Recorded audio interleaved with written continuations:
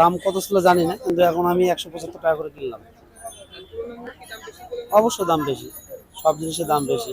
করলে আপনার মনে করেন 120 টাকা, আপনার ঢেঁড়স হলো 60 টাকা। সব জিনিসের তুলনামূলক বেশি, এমন কোন জিনিস সব জিনিসের দাম বেশি। আজকের বাজার তুলনামূলকভাবে কম দেখছে আগের চেয়ে দাম।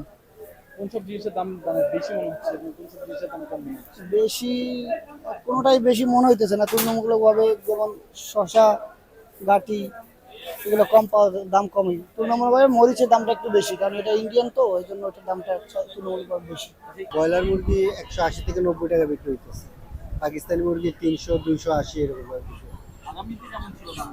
কদিন আগে কেমন ছিল? এই সপ্তাহখানেক আগে একটু কম ছিল। খালি বাজার করতে হয় না বাজার।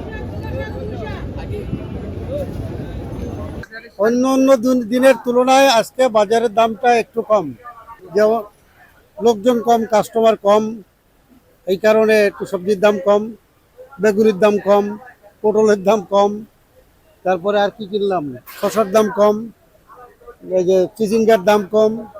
ঠিক আছে, আগের তুলনায় আজকে কম মনে হচ্ছে? হ্যাঁ আজকে গত কয়েকদিনের তুলনায় আজকে কম? আজকে তো কম, এই কয়েকদিন যাবত একটু কম যাচ্ছে আমার মনে হয়, যেহেতু কাস্টমার কম, বাজারে লোকজন নাই। এই কারফিউর মধ্যে বাজারে আসতে কোনো সমস্যা হয় না না, কোনো সমস্যা নেই। আগামী কালের থেকে আজকে কেজি 2 টাকা 3 টাকা কম। আচ্ছা, কমার কারণ কি? কমের কারণে যে রাস্তাঘাট নিরাপত্তা হয়েছে, একটু গাড়ি ঘোড়া আসে। আগে তো মনে করেন নিরাপত্তা ছিল না, ভাড়া বেশি, ভয়ে আহে নাই, এই অবস্থা। ক্রেতা কেমন দেখছেন?